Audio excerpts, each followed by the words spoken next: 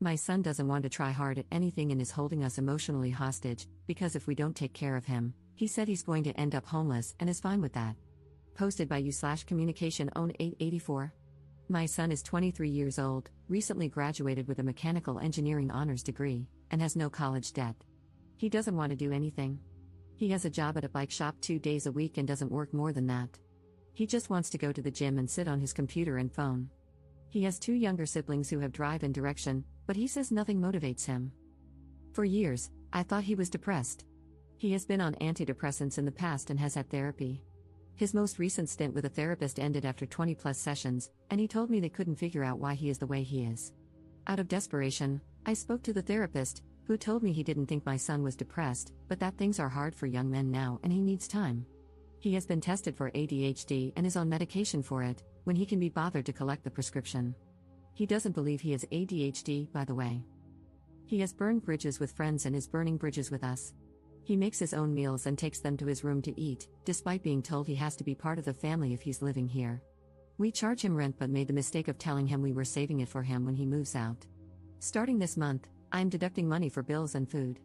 He is rude to his siblings, doesn't help out around the house, and does nothing to contribute to the family. I want to give my son purpose, and we've tried everything, and I mean everything. I have spent countless hours talking to him, asking how I can help. He doesn't know.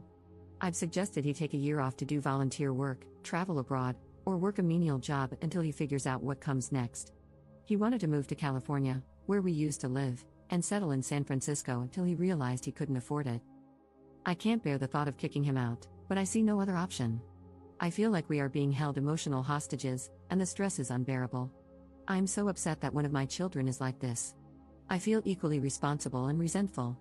I'm terrified that if we kick him out at the end of the month, he will end his life, sleep on the street, or never talk to us again, but I am at the point where something needs to happen. It is ruining my life, my marriage, and my relationship with my other children. We have given him another deadline of the end of the month, but I am struggling to make it that far. Relevant comments. Commenter. I feel like I'm in the same position. I did what people told me to do, admit that I need help. I've been unmotivated for years. I sit in my room constantly. I only work 3 days a week, doing the bare minimum. Crap, I didn't even graduate high school. I admitted to my doctor that I needed help. I was constantly feeling terrible about myself, no purpose. In my case, I feel like I've let my family down. I feel like I don't fit in with them. They tried talking to me about it, but overall, it just felt like they were victimizing me, asking dumb questions like, "Why are you depressed?" I don't know. Part of it is purpose. Nobody needs me. If I disappeared today, sure, people might be sad, but nobody needs me. This might not be what your son's going through, but I thought it might help to get a perspective from someone in a similar situation. To be honest, though, he's doing way better than me. I'm 23 as well, living at home. Ops response. Hi there, and thank you so much for responding, it's really helpful. You sound very much like my son. I have no idea how to motivate him, and we're down to the wire. Perhaps having to put a roof over his head will be the motivation he needs, although when we talk to him about that, he says he doesn't care and that he'll be homeless. It's hard to know if he's serious or just being immature. He has never made any real decisions his whole life, and for one reason or another, we made some for him. We shouldn't have, we should have let him fail earlier on, but his dad couldn't do it.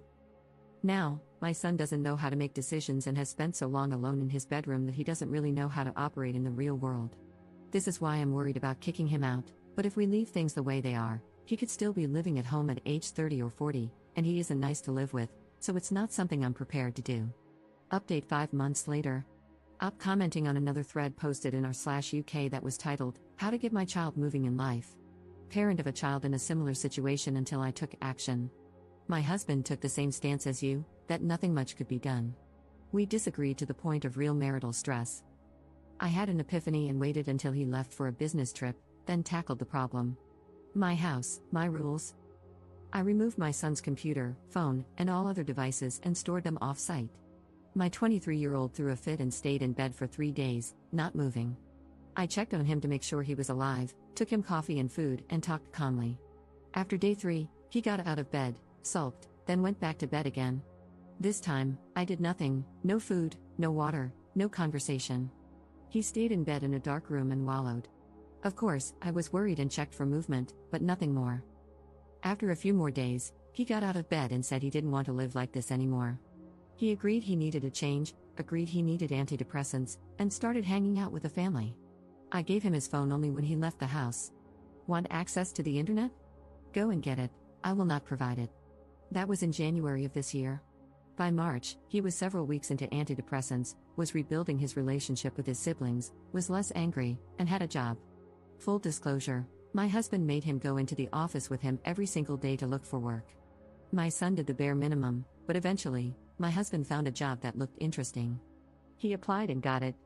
It's just a job, not a career path, but it has changed our world. My son now works full-time and has kept his old weekend job. He now works about 10 days in a row, then takes a day off, by choice. With his first paycheck, he bought some new clothes, the first in several years, and some accessories for his bike. He's also made friends at his new job and goes biking with the guys after work. He's found his passion for biking again. I cannot stress enough the utter relief we feel. I can now sleep at night and no longer worry about him. Sure, he needs to figure out a longer-term plan, but for now, we can sit back and watch him rediscover the world, and realize it's actually quite a nice place. You can do more. You can give her purpose. Stop facilitating her lifestyle. Take away her internet access. It could be the motivation she needs. Good luck, I know it's hard. Second update 6 months later. Up here again. I want to provide an update for any parents in the same boat who stumble upon this thread.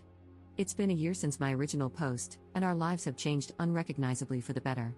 After my son started work, his confidence grew, and his self-esteem improved. He had purpose.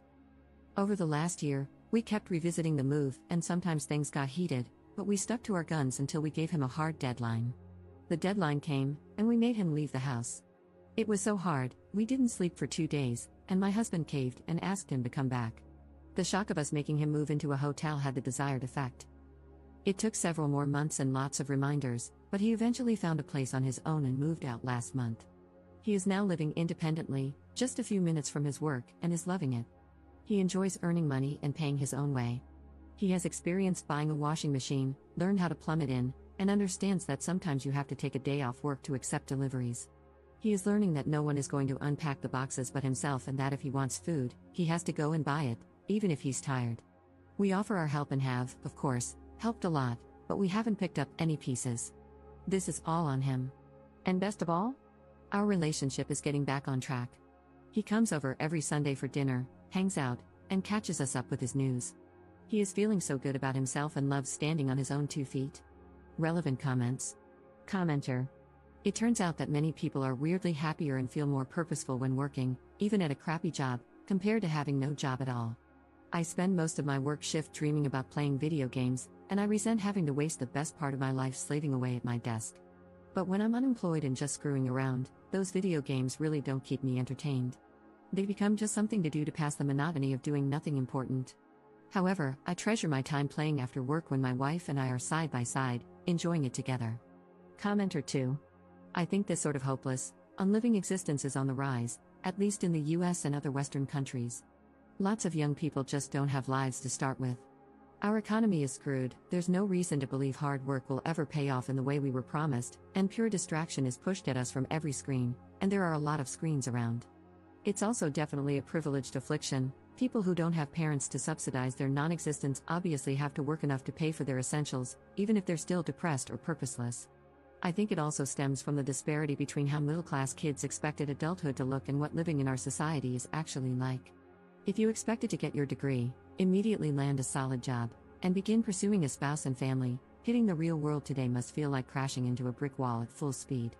I have family and friends stuck in this same sort of hole, and it's terrifying to see someone you love trapped in what seems to be a type of suicidality. They don't feel like there's any point in living, but they're not miserable enough to actually take action to harm themselves, so they live in a constant, feckless fog, trying to distract themselves from the pain.